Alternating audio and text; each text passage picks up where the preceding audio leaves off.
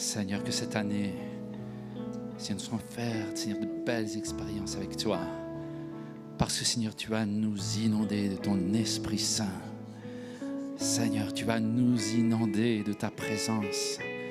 Viens nous inonder, Seigneur Jésus, de ta sainte présence. Quelle grâce, Seigneur, nous ne méritons rien. Mais Seigneur, tu nous as assuré sur des choses excellentes, des promesses excellentes.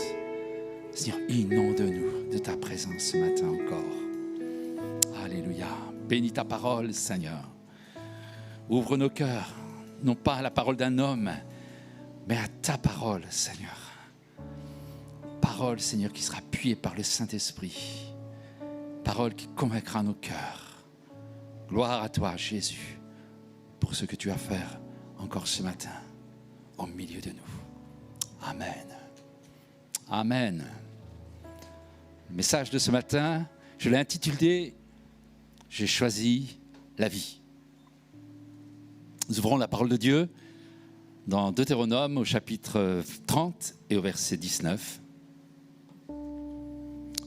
C'est une invitation qui était donnée au peuple d'Israël et qui nous est encore donnée ce matin. J'en prends aujourd'hui à témoin contre vous, le ciel et la terre. J'ai mis devant toi la vie et la mort, la bénédiction et la malédiction. Choisis la vie afin que tu vives, toi et ta postérité, pour aimer l'Éternel ton Dieu, pour obéir à sa voix et pour t'attacher à lui. Car de cela dépendent la vie et la prolongation de tes jours. Et c'est ainsi que tu pourras demeurer dans le pays que l'Éternel a juré de donner à tes pères, Abraham, Isaac et Jacob.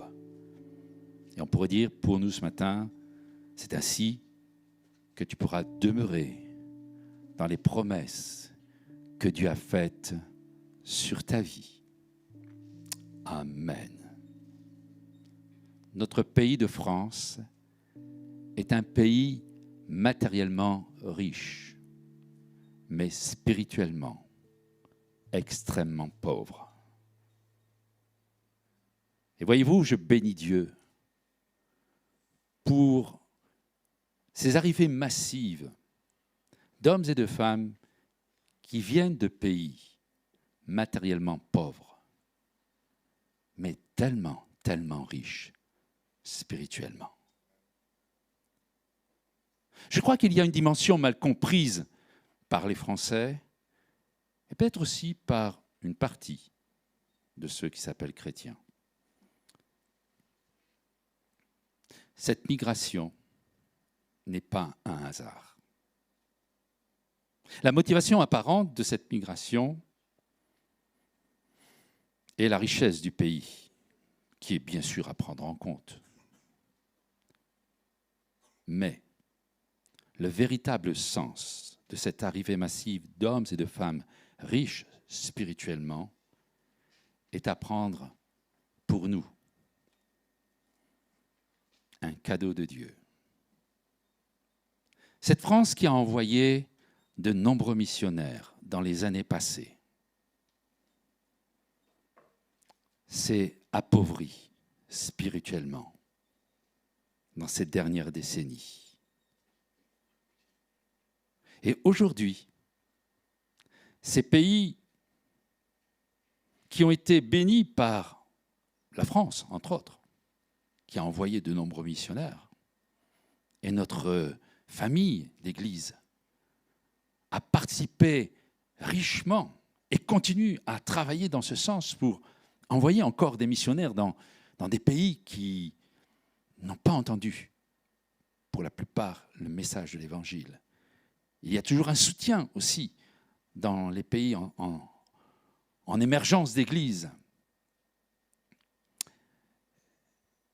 Et aujourd'hui, nous vivons comme un retour d'une bénédiction. Et moi, je loue Dieu pour l'Église qui s'est colorée Parce qu'au travers de cela, il y a bien plus que des cultures. Il y a une dimension spirituelle. Bien sûr, comme l'indique la parabole du bon grain et de l'ivraie, il y a dans ces mouvements de population l'arrivée de frères et sœurs richement remplis de la présence du Saint-Esprit et c'est une bénédiction pour nous. Mais aussi de ceux qui sont spirituellement riches, mais d'un esprit qui n'est pas le Saint-Esprit.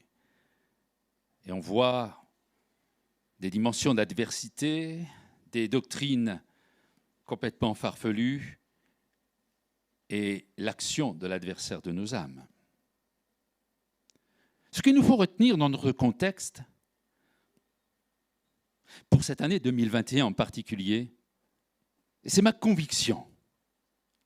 C'est ma conviction que la volonté de Dieu est de réveiller un peuple qui s'est endormi spirituellement. Et peut-être pour nous, enfants de Dieu, il y a là quelque chose qui doit résonner dans nos cœurs. Une certaine insatisfaction de là où nous sommes arrivés. Parce qu'il y a tellement plus riche, tellement plus beau, tellement plus grand de ces promesses de Dieu pour nous. Et avec nos frères et sœurs, et en élargissant notre tente des hommes et des femmes qui viendront nous rejoindre dans cette année 2021, nous puissions vivre de grandes expériences dans la présence de Dieu. Alléluia. Notre pays de France est inconscient de ces réalités spirituelles. Aujourd'hui, il continue de croire dans ses capacités cartésiennes sans comprendre la dimension spirituelle. À l'agression du Covid, la réponse est uniquement scientifique. Le vaccin sauveur. À l'agression par les attentats, la réponse est uniquement militaire et législative. La réduction des libertés qui sauve. Même si nos autorités et les plus hautes autorités sont bien conscientes, malgré leur toute-puissance, sont bien conscients de leurs limites et de leur possibilité, de leur capacité de contenir les éléments pour éviter un certain chaos. Ils continuent pourtant à chercher des solutions uniquement dans le cartésien. Ils ont oublié, pour une grande majorité, que la vie n'est pas seulement physique, elle est aussi psychique et elle est aussi spirituelle. Mais nous, enfants de Dieu, avons-nous conscience que le Covid n'est pas seulement une réaction chimique à de mauvaises habitudes alimentaires dans un certain pays bien éloigné de nous, mais qu'il est aussi une conséquence du péché, d'un abandon de la foi en Dieu et de l'orgueil humain. Si nous ne comprenons pas ce que Dieu est en train de nous faire comprendre, ou veut nous faire comprendre, qu'un minuscule virus, cette petite bébête invisible à l'œil nu, a pu mettre à bas toutes les puissances du monde et que même les plus grands se trouvent désarmés ou en difficulté en tout cas. Avons-nous conscience que le réchauffement climatique où les spécialistes se battent pour dire si, oui ou non il y a, n'est pas seulement une réaction à la pollution, mais une absurde course à la consommation qui devient un Dieu qui serait censé offrir un bonheur merveilleux. Avons-nous conscience que la violence, les attentats ne sont pas seulement une réaction à une politique ou à une volonté de déstabilisation d'un pays, mais une volonté, une offensive à vouloir dominer l'homme par l'homme. En ce début d'année 2021, il est intéressant pour nous, dans notre contexte, de nous poser les bonnes questions. Comment l'Église de Jésus-Christ réagira-t-elle face à tous ces défis du monde? Quelle réponse l'Église de Jésus-Christ apportera-t-elle à la situation de notre monde? Comment Jésus peut-il être une réponse à notre monde contemporain? Autant de questions que je ne pourrais répondre ce matin au travers de la demi-heure qu'il m'est donné de partager avec vous, frères et sœurs présents dans ce lieu et ceux qui sont derrière les écrans. Mais j'aimerais laisser sur votre cœur cette pensée d'introduction sur laquelle je reviendrai plusieurs fois, qui nous est donnée dans Deutéronome chapitre 30 et au verset 19. Aujourd'hui, j'en prends un témoin contre vous, contre moi, le ciel et la terre. Quel choix ferons-nous? La vie ou la mort, la bénédiction ou la malédiction? Et bien sûr, la parole de Dieu insiste en disant « Choisis la vie, afin que tu vives, toi et ta postérité, pour aimer l'Éternel ton Dieu, pour obéir à sa voix, pour t'attacher à lui, car de cela dépendent ta vie et la prolongation de tes jours. C'est ici que tu pourras demeurer dans les promesses que Dieu t'a faites pour toi. » Choisir la vie. Si on lit cette invitation de manière un peu rapide, on pourrait comprendre, mais à tort, que aimer Dieu, c'est choisir la vie. Mais la proposition, si vous relisez bien ce texte, n'est pas tout à fait celle-ci. La proposition dit d'abord, choisis de vivre ou choisis de ne pas vivre. Choisis la vie ou la mort. Choisis la bénédiction ou choisis la malédiction. Choisis de vivre pour aimer Dieu, choisis de vivre pour obéir à Dieu, choisis de vivre pour t'attacher à Dieu. Ces choix déterminent ta vie pour 2021, mais jusque dans l'éternité. Alors c'est important de rester dans le présent, en disant aujourd'hui, qu'est-ce que tu choisis?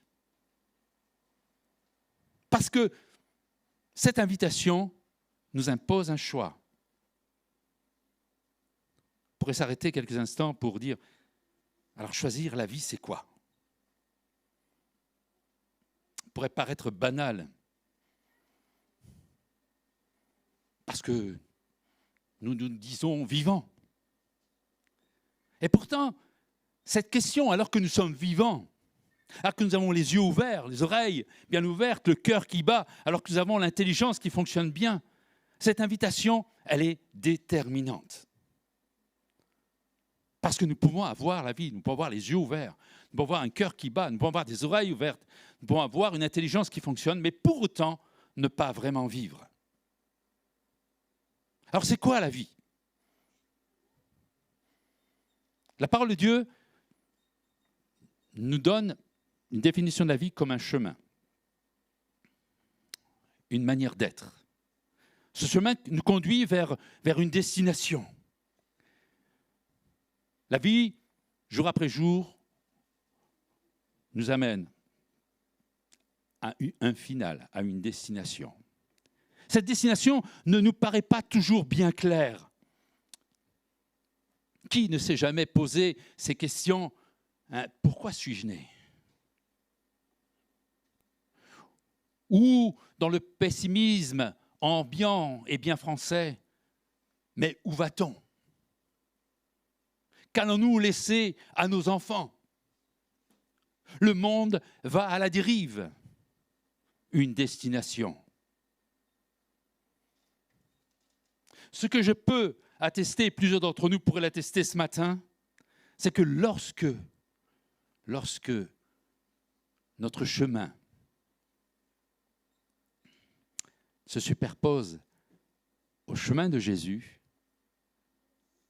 notre destination s'éclaircit.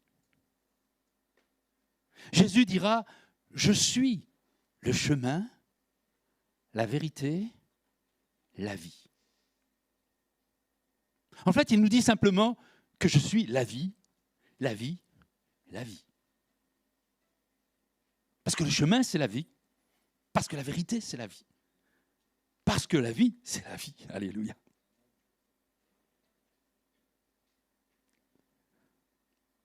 Nous comprenons que notre destination idéale, c'est Dieu en Jésus-Christ. Je suis le chemin, la vérité et la vie, et nul ne vient au Père que par moi, dit Jésus. Notre vie est un chemin, et notre vie aboutit à une destination. Et cette destination, pour nous, enfants de Dieu, c'est Dieu. Nous sommes des créations de Dieu, pour Dieu, en Dieu, marchant vers Dieu. L'Ecclésiaste écrira au chapitre 12, verset 1, s'adresse plus particulièrement à la jeunesse. Parce que c'est certainement plus déterminant pour un jeune de prendre un bon choix de vie, parce qu'en principe, son chemin va être un petit peu plus long que le mien, parce que j'ai déjà un bon bout de chemin derrière moi. Mais malgré tout, pour moi aussi, et pour vous, que vous soyez jeune, adulte affermi ou cheveux blancs, le choix d'aujourd'hui, le choix pour 2021 est encore déterminant. Alors l'Ecclésiaste écrit « Souviens-toi de ton Créateur pendant les jours de ta jeunesse, avant que les jours mauvais arrivent et que les années s'approchent où tu diras « Je n'y prends point de plaisir ». Au verset 7, « Avant que la poussière retourne à la terre comme elle y était, et que l'esprit retourne à Dieu qui l'a donné. » C'est étonnant, mes chers amis, chers frères et sœurs, de voir l'homme construire sa vie sur ce qui va disparaître, sur ce qui est poussière, notre corps, nos capacités physiques, cette partie cartésienne de l'homme à laquelle nous, bons Français, nous aimons nous attacher, et de ne pas prendre au sérieux, de ne pas prendre soin de cette partie non cartésienne, son âme et son esprit. De ne pas construire son chemin en prenant en compte cette dimension qui va demeurer, qui va exister alors que le corps, lui, il va disparaître. Poussière. Fatalement, l'homme qui construit sa vie sur ses capacités physiques, encore une fois, si on est juste dans ce domaine-là, on est dans la loi du plus fort, qui est toujours la meilleure. Je crois que c'est La Fontaine qui disait ça. Tant qu'on est centré juste sur ses capacités physiques. Et nous prendrons une direction bien différente si nous construisons notre vie sur ces trois composantes dont nous sommes formés. Le corps, l'âme et l'esprit. Et permettez-moi d'ajouter qu'il y aura très certainement, sûrement, totalement sûr, une plus grande beauté, une plus grande délicatesse, une plus grande grandeur manifestée dans nos vies quand nous prendrons en compte ces trois composantes, le corps, l'âme et l'esprit. En ignorant la dimension spirituelle de notre personne,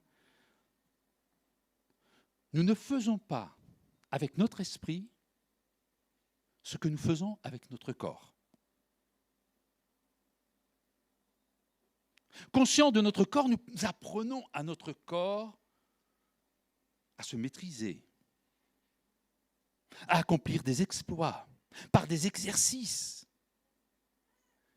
Et nous prenons beaucoup de soins et beaucoup de temps pour notre corps. Et je vois le commerce de tous ces instruments qui permettent d'avoir des beaux muscles, d'être bien, hein, et des choses. Je pense aux hommes particulièrement, mais aussi les femmes. Ils aiment être bien musclés. Voilà. Et on y met beaucoup d'argent, beaucoup de temps, beaucoup d'énergie. On s'y attache de manière très sérieuse. Nous sommes capables de modeler notre corps, de lui donner une bonne hygiène de vie pour que notre corps soit en forme, en bonne santé. Et je dis pas que c'est mauvais. C'est bon. Bon, il y a aussi ceux qui font des mauvais exercices. Vous savez, ceux qui font les concours de plus grands mangeurs de saucisses.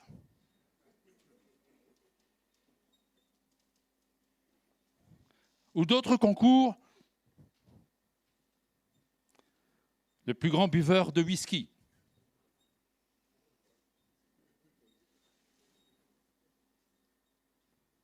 Ou de bière. Et nous sommes aussi capables de nous laisser aller, de juste laisser notre corps réagir comme il veut,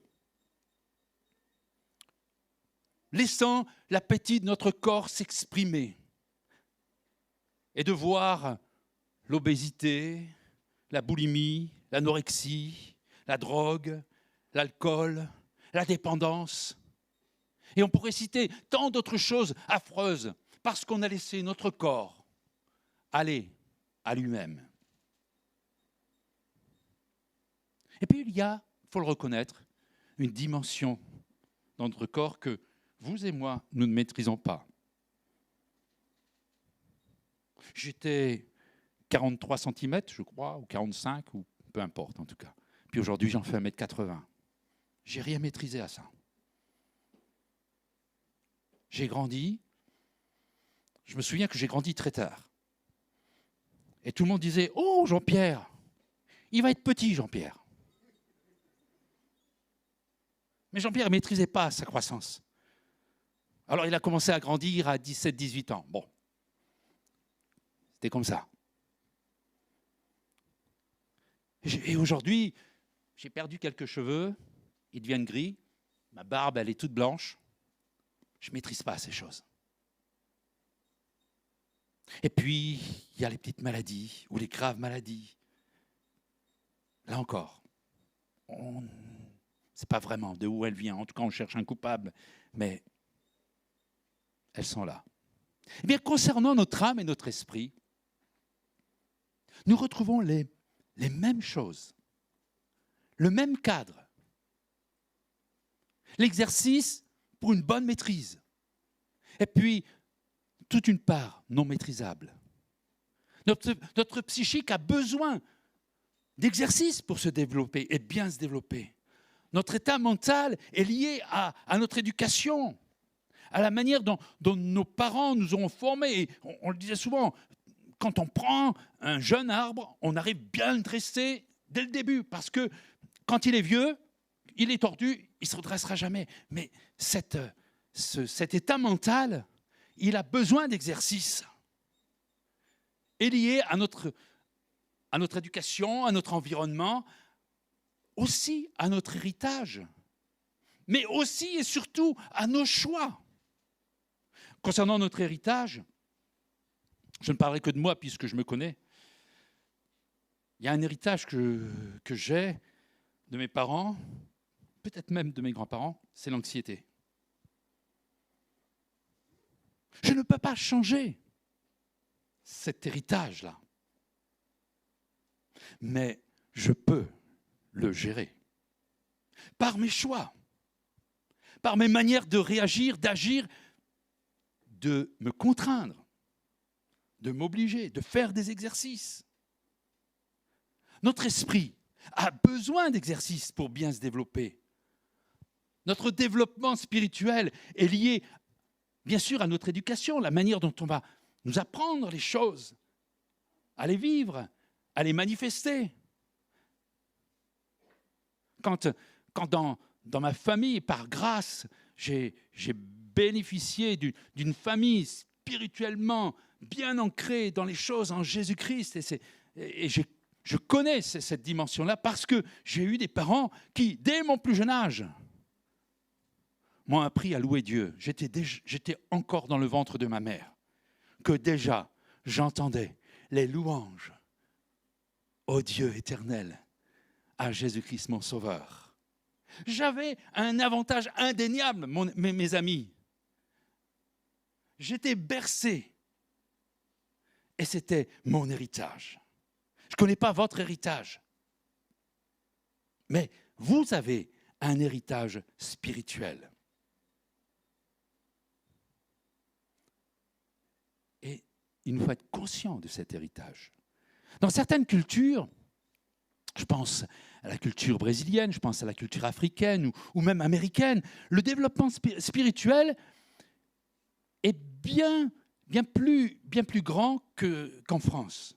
Et l'héritage de ces peuples-là, d'une manière commune, est juste puissant parce qu'ils ont cette culture de la présence de l'esprit. Dans la culture française, il est somme toute aussi possible de découvrir ce monde spirituel.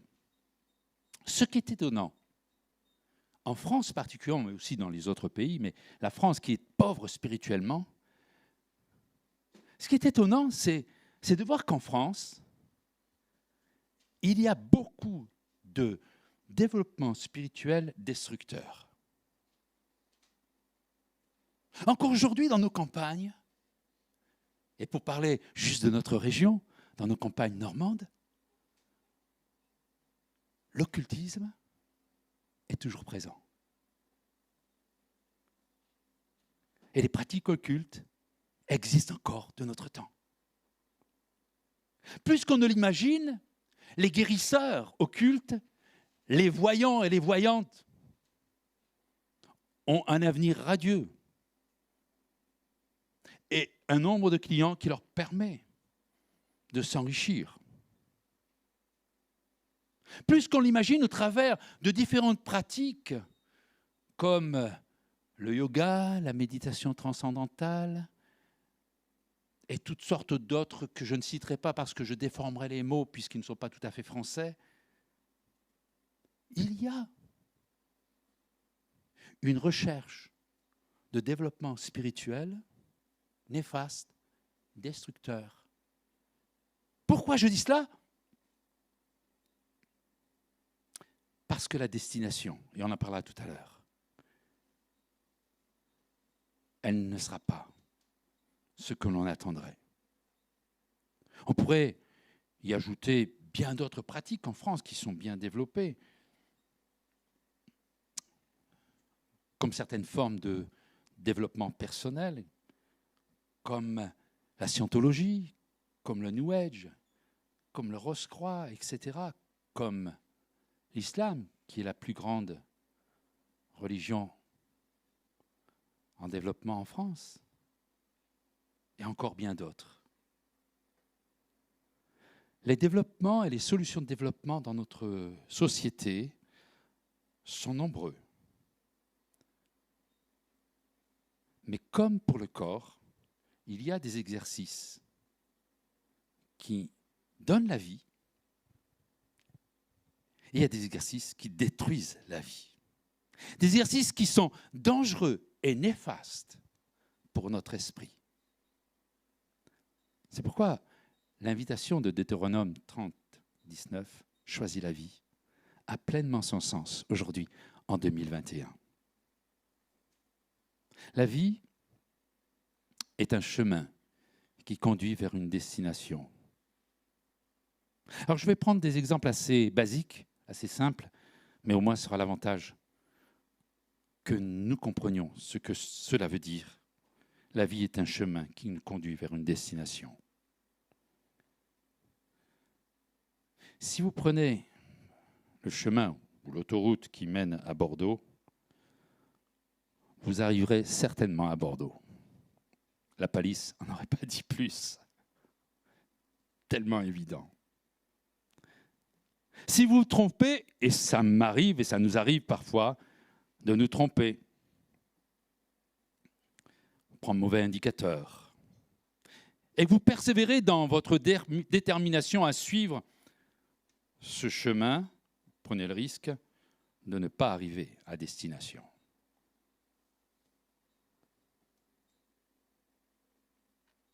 Sur ce chemin, vous allez rencontrer des personnes qui vont au même endroit que vous et des personnes qui se sont trompées de chemin.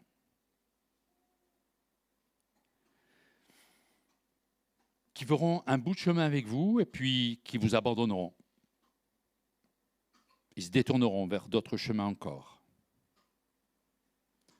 Mais si vous êtes sur le bon chemin, sur la bonne autoroute qui mène à Bordeaux, tous ceux qui vont à Bordeaux marcheront ou rouleront ou avanceront avec vous dans la même direction.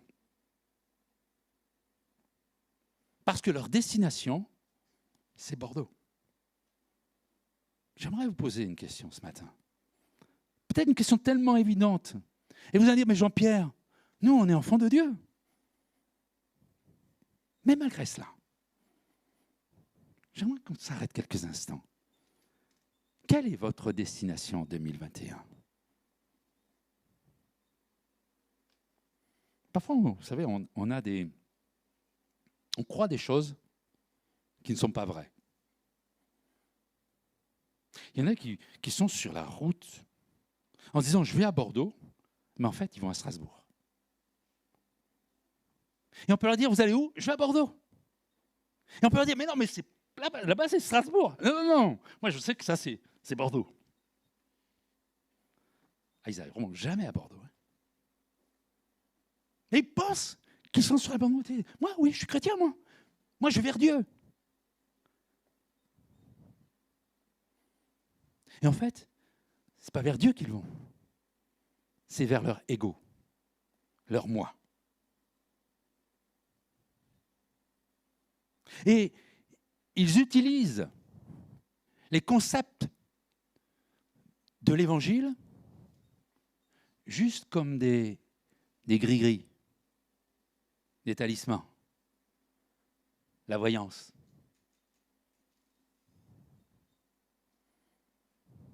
Il y a parfois des pratiques qui sont troublantes au milieu du peuple de Dieu.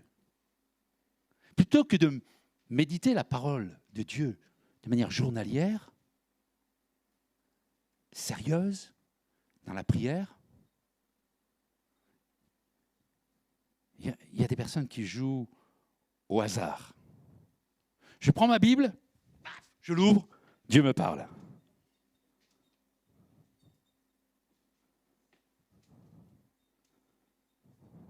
Dieu me parle à moi, pour mon bien, pour ma vie, pour mon épanouissement. Comment vous appelez ça, vous ? Destination vers Dieu ou destination vers moi ? Vers moi. Et si je pose la question à ces personnes en disant « Vous allez où, vous ?» « Mais moi, je vais vers Dieu. » « Non, mon frère, non, ma sœur. Ta destination, c'est toi. »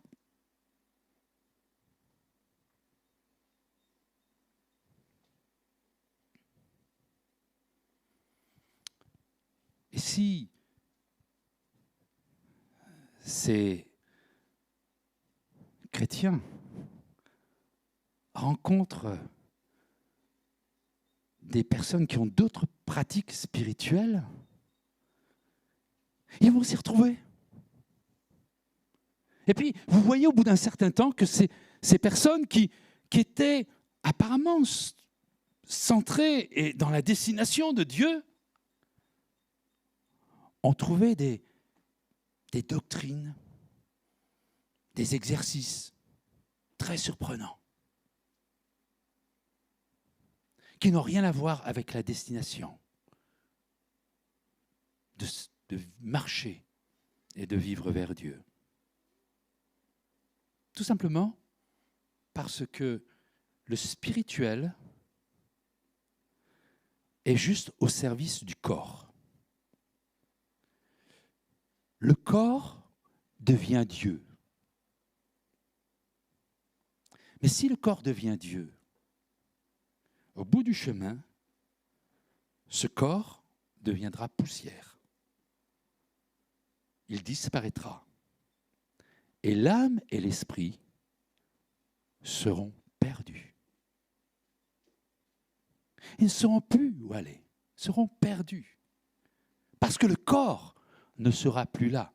Parce que le Dieu dans lequel ils avaient mis tout leur espoir aura disparu. Mais si vous désirez aller vers Dieu, Jésus seul trace le chemin le plus court et le plus sûr. Acte 4, verset 12, « Il n'y a de salut en aucun autre, car il n'y a sous le ciel aucun autre nom qui nous ait été donné par lequel nous devions être sauvés. » La vie d'un enfant de Dieu n'est pas un chemin qui conduit vers soi, mais un chemin qui conduit vers Dieu. Elle est cette manière d'être, cette manière de marcher, cette manière d'avancer, cette manière de faire, cette manière de penser, cette manière d'agir qui conduit vers Dieu. Et cette vie a un nom. C'est un modèle, c'est une clé, c'est une référence, c'est une porte. Son nom, c'est Jésus. Alléluia. J'aime le nom de Jésus. Quand on a dit que le nom de cette vie s'appelle Jésus, j'ai tout dit et j'ai rien dit. Car il faut vivre cette vie. Parce qu'il faut marcher sur ce chemin. Parce qu'il faut vivre de cette manière, conforme au modèle. Choisir la vie qui s'appelle Jésus, c'est prendre le même chemin que Jésus. C'est vivre de la même manière que Jésus. C'est vivre sous les mêmes références que Jésus.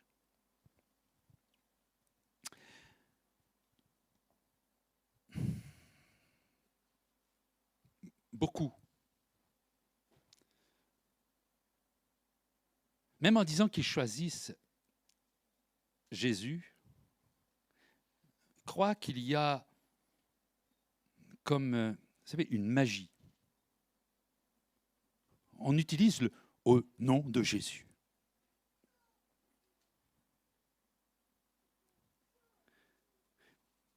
Mais ça ne fait rien de dire « moi, j'aime Jésus » si je ne marche pas sur ce chemin-là. Ça n'aura aucun effet et la fin de notre vie, la destination, elle sera catastrophique.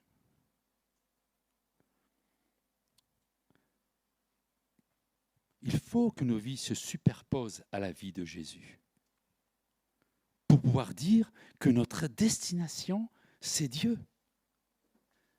Parce qu'il y a un seul nom qui nous a été donné, un seul chemin, une seule vie référente qui nous a été donnée, c'est Jésus. Souvent,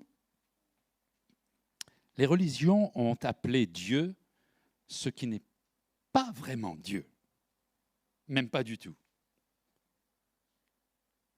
C'est juste une aliénation, un esclavage de l'homme par l'homme. Et ça conduit à des guerres de religion. Ça conduit à des djihad. Ça conduit à des persécutions. Parce qu'on a donné un nom à notre Dieu qui n'est pas un vrai Dieu. Vous avez pensé au peuple d'Israël. Le peuple d'Israël, c'était le peuple de Dieu. Le peuple choisi par Dieu.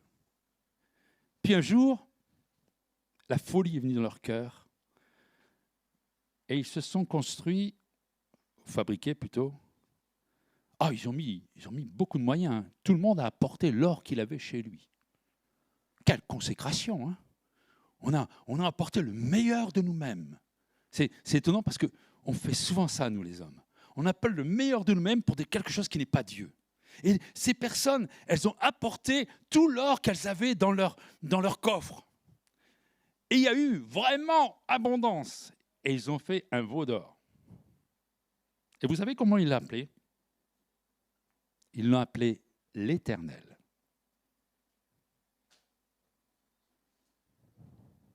Vous lirez ça dans Exode 32. Ils se sont mis à adorer. Et la Bible dit, et quand ils sont adorés, après, ils se sont divertis. C'est-à-dire qu'ils ont juste tourné les choses vers eux. La satisfaction de leur ego. Persévérer dans cette direction, c'est une véritable déroute. C'est prendre une destination sans lendemain, une destination hasardeuse qui conduit finalement à avoir choisi la mort. Parce qu'elle rejoint juste le chemin de l'ego. Moi, mes plaisirs, mes divertissements, mes besoins, ma vie, ma fortune, et je pourrais encore en citer d'autres et d'autres. Mais ça s'appelle peut-être un Dieu, mais ce n'est pas Dieu.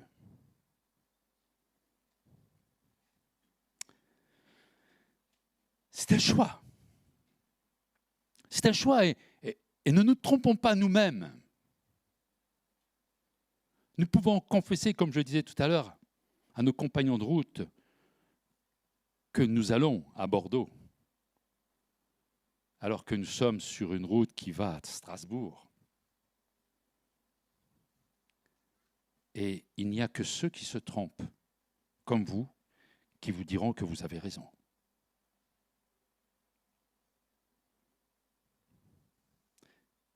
Même si vous pensez que vous avez raison, alors que vous êtes sur un mauvais chemin, vous n'arriverez jamais à destination. Encore une fois, la palisse, on aurait dit autant. Pourtant, c'est incroyable. Le nombre de personnes que j'ai rencontrées, que j'ai croisées sur le chemin de ma vie, qui ont affirmé, qui m'affirmaient qu'ils étaient sur le bon chemin. Ils parlaient même de Jésus. Ils parlaient même de Dieu. Ils parlaient de leur bonheur sur ce chemin. Et pour certains que je connais, que j'ai connus, ils ne sont pas arrivés au bon port. Choisir la vie, c'est choisir la vie qui donne la vie. Et non la vie qui mène à la mort. Je ne sais pas si vous vous rappelez, en 2020, j'avais prêché sur ce sujet, les 3 composantes de la vie qui donne la vie. Vous connaissez les 3 composantes d'une vie qui donne la vie? 1 Corinthiens 13. Il y a 3 choses qui demeurent. La la foi, l'espérance et l'amour. Et la plus grande de ces choses, c'est l'amour. L'amour agapé, l'amour qui se donne, l'amour qui se livre, l'amour qui est prêt à mourir pour l'autre. Il y a un seul modèle de vie, un seul chemin, une seule manière d'être qui conduit à la vie. Et c'est manifesté dans ces trois composantes, et tout cela est en Jésus-Christ.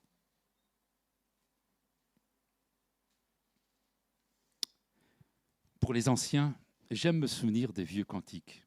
Ils ont bercé ma jeunesse, ils m'ont aidé à donner mon cœur à Jésus, entre autres. Ce chant qui dit « Où tu voudras, je veux te suivre. Agneau de Dieu, conduis mes pas. Vivre sans toi, ce n'est pas vivre.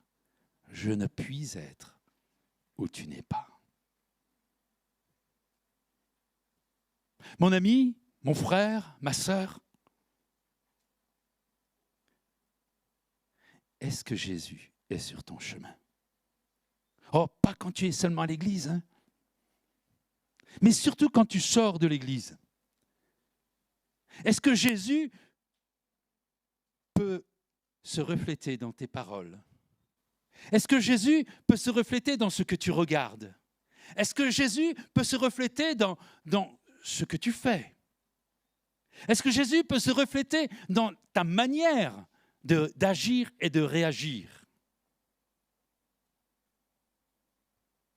Est-ce que Jésus est là où tu es? Partout où il y a la foi, partout où il y a la foi, l'espérance et l'amour, il y a Jésus. Il y a la vie qui donne la vie.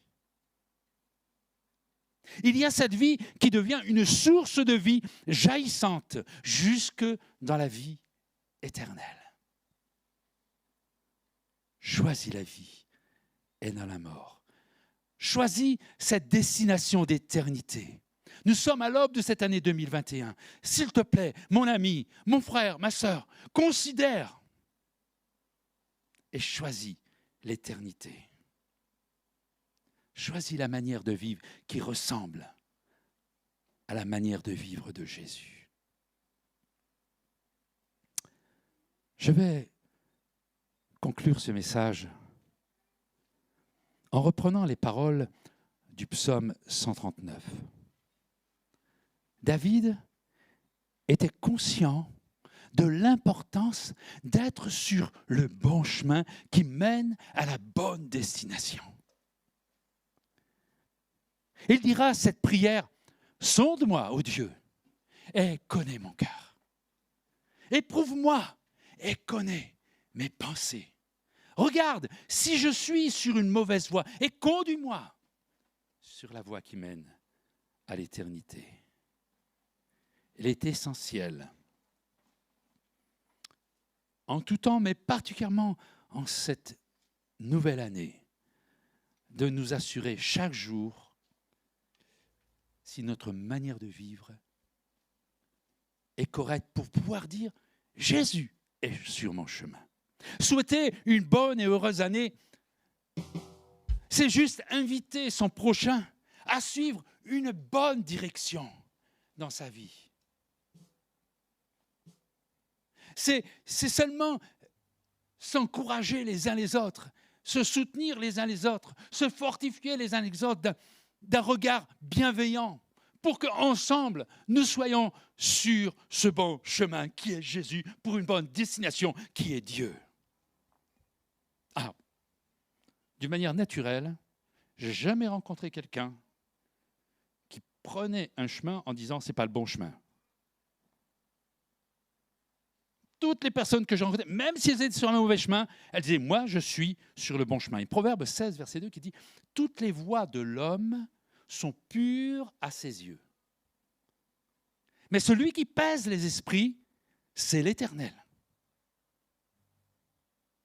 Tu peux te dire dans ta conscience, oh moi, si je suis un bon chrétien, ou simplement moi, je sais que je suis sur la bonne direction, les choses de l'évangile, c'est des choses complètement absurdes, moi je sais, mais lorsque tu regardes ces choses juste avec tes yeux, tu penseras toujours avoir raison. Ce serait folie de suivre un chemin dont on sait qu'il n'aboutit à rien, dont on sait qu'il est mauvais. Non. Pour savoir si on est sur la bonne route, on a besoin d'outils. On a besoin d'outils, par exemple, pour aller dans la bonne direction avec ma voiture. Dans ma voiture, j'ai un outil excellent. Parfois, je me demande ce qu'il me fait, mais il y en a, j'appelle ça un GPS.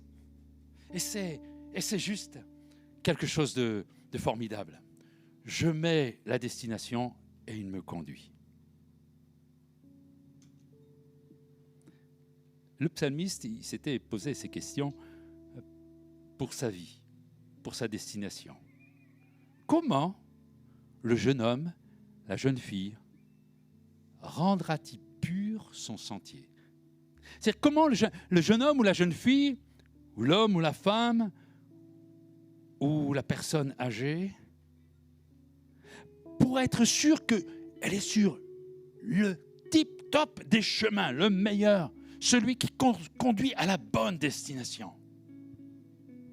Et vous savez la réponse qu'a donnée David? En se dirigeant d'après ta parole.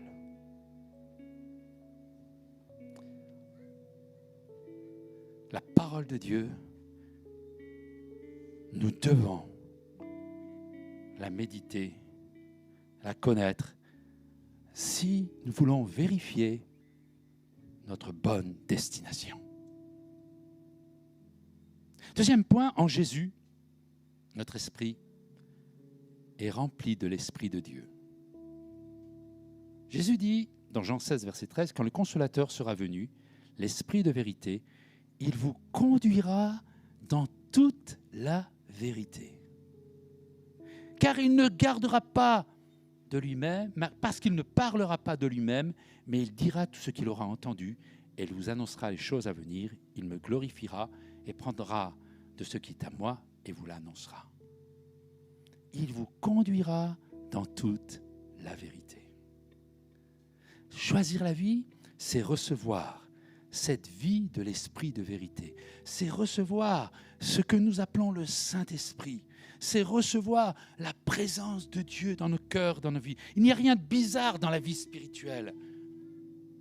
Il n'y a rien d'incontrôlable. Il n'y a rien qui s'apparente à la folie. Mais au contraire, il y a l'assurance d'une vie équilibrée sur ces trois composantes, le corps, l'âme et l'esprit. Et enfin, choisir de vivre, choisir une bonne manière d'être, choisir de marcher comme Jésus, c'est s'assurer une vie physique, morale et spirituelle, équilibrée et heureuse. Psaume 16, verset 11 dit « Tu me feras connaître le sentier de la vie. » Et il ajoute « Il y a d'abondantes joies devant ta face, des délices éternelles à ta droite. » Non seulement c'est écrit, mais vous avez devant vous quelqu'un qui peut témoigner que de connaître le sentier de la vie en Jésus-Christ, c'est s'assurer d'abondantes joies devant sa face et des délices excellents jusque dans l'éternité.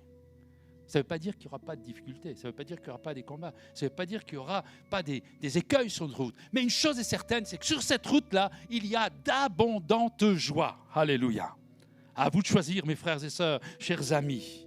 Sur cette route, il y a de bonnes choses. À vous qui écoutez ce message, ma prière, toute mon attention, tous mes vœux sont centrés sur votre manière d'être.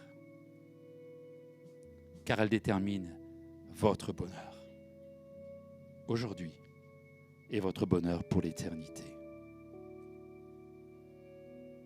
Allez, je vais le dire comme les jeunes. Il y a un max de joie sur ce chemin. Alléluia. parce que c'est un projet de paix et d'espérance. Et tout ce qui parlerait de querelles, d'animosité, de division, de divorce, de mensonges, de meurtre, de violence et bien d'autres choses mauvaises n'existe pas sur ce chemin-là. Sauf si, à un moment donné, on s'est trompé de chemin. Sous des couverts très religieux, parce que nous sommes très malins là-dessus. Nous sommes capables de nous construire des veaux d'or et de les appeler éternels. Je vous souhaite de vivre la vie qui donne la vie. Non seulement je vous le souhaite, mais c'est ma prière pour chacun d'entre vous. Ma prière pour vous qui êtes présents dans ce lieu, la prière pour vous qui êtes derrière les écrans. Rien, je ne voudrais rien faire qui sera un écueil à ce que chaque personne qui écoute ce message ce matin puisse être blessée, détournée de ce chemin dont la destination est Dieu.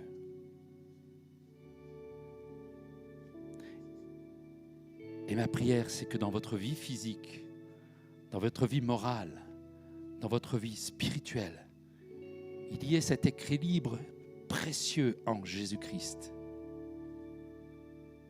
où nous allons non seulement régler nos problèmes personnels, mais nous serons des sources de bénédiction pour notre société. Ne méprisez pas la puissance de Dieu dans vos cœurs parce que vous avez choisi de suivre Jésus. Parce que par ce chemin-là,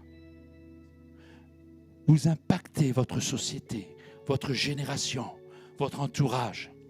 Même si les choses ne se ressentent pas, même si les choses ne se voient pas de manière évidente aujourd'hui, mais parce que nous aurons persévéré jusqu'à la fin, parce que des hommes et des femmes, des millions et des millions d'hommes et de femmes, prenant ce chemin qui mène à la vie, impacteront leur famille, leur village, leur ville, leur région, leur pays, leur continent.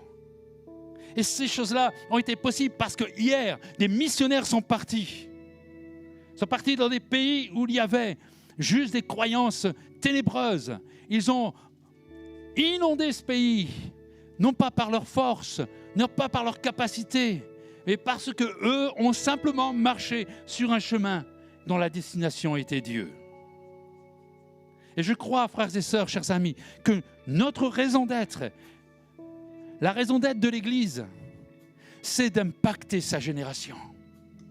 Non pas par des choses brutales, mais par la foi, par l'espérance et par l'amour, par la vie, simplement par la vie.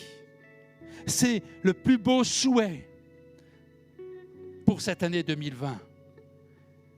Et ce serait d'être spectateur de l'action de Dieu dans les cœurs, dans vos familles, dans vos milieux professionnels, dans nos villes et nos villages, dans nos campagnes et dans nos agglomérations.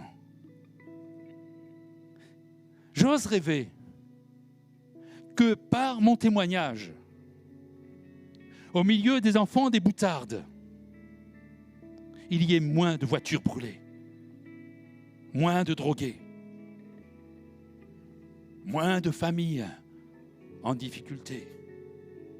Parce que des hommes et des femmes se seront non seulement tenus devant Dieu dans la prière, non seulement ils seront tenus devant Dieu pour apprendre, s'exercer à vivre cette vie glorieuse en Jésus-Christ, mais qu'en plus, ils auront un impact dans leur entourage. Mes frères et sœurs, mes amis, je vous souhaite une bonne et heureuse année 2021. Seigneur, ce matin, ta parole a encore été annoncée. Seigneur, ce matin, ton esprit parle au cœur. Seigneur, ce matin, le Saint-Esprit bouscule nos consciences. Il y a certainement encore des questions sans réponse. Il y a encore des interrogations dans les cœurs. Il y a encore des imperfections sur nos chemins. Mais je bénis Dieu pour 2021. Parce que c'est une année d'espérance. Parce que c'est une année de foi. Parce que c'est une année où, Seigneur, tu vas répandre ton amour encore et encore. Pour que nous aussi, nous soyons capables de répandre ton amour autour de nous. Seigneur, bénis ton Église, ici à Vernon, mais sur toute la face de la terre. Mais bénis en particulier mon frère, ma sœur, la plus fragile, mon ami, le plus incrédule, le membre de ma famille qui te rejette.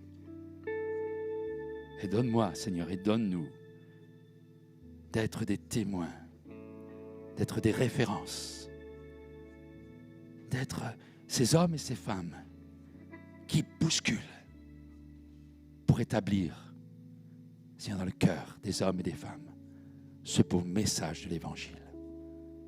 Père, je te loue parce qu'avant même, Seigneur, que nous soyons sur cette terre, tu avais déjà prévu une année 2021. Seigneur, de grâce et de bénédiction. Sois béni au nom de Jésus. Ah Seigneur, nous voulons marcher ensemble d'un même pas pour te louer et t'adorer au siècle des siècles. Amen. Amen.